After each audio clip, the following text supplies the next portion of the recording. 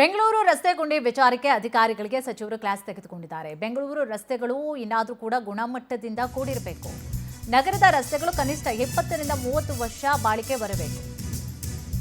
ಹೀಗಂತ ಕ್ಲಾಸ್ ತೆಗೆದುಕೊಂಡಿದ್ದಾರೆ ಸಚಿವರು. ಬೆಂಗಳೂರು ರಸ್ತೆಗಳು ಇನ್ನಾದರೂ ಕೂಡ ಗುಣಮಟ್ಟದಿಂದ ಇರಲಿ. ನಗರದ ರಸ್ತೆಗಳು ಕನಿಷ್ಠ ಅಂದ್ರೂ 20 ರಿಂದ 30 ವರ್ಷ ಬಾಳಿಕೆ ಬರಲಿ. ಶೀಘ್ರವೇ ಗುಂಡಿಗಳನ್ನು ಮುಚ್ಚಿ ರಸ್ತೆಯನ್ನ ಸರಿ ಮಾಡಬೇಕು. 4 ಮೀಟರ್ಗಿಂತ ಕಡಿಮೆ ಅಗಲ ಇದ್ರೂ ಕೂಡ ಸಂಚಾರ ಮಾರ್ಗ ಕಡ್ಡಾಯ ಆಗಿರಬೇಕು. ಅಧಿಕಾರಿಗಳು ಎಂಜಿನಿಯರ್ಸ್ಗೆ ಸಚಿವ ಕೃಷ್ಣ ಭೈರೇಗೌಡ ವಾರ್ನಿಂಗ್ ಮಾಡಿದ್ದಾರೆ.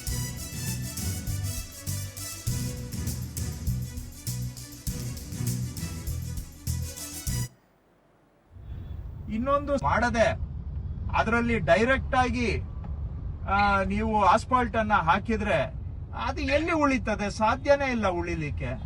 ಎಲ್ಲ ನಮ್ಗೆ ಬೇರೆ ಏನಾದ್ರೂ ನಾವ್ ಹಿಂಗಲ್ಲ ಹಿಂಗ್ ಮಾಡಿ ಅಂದ್ರೆ ಥಿಯರಿ ಲೆಕ್ಚರ್ ಕೊಡ್ತಾರೆ.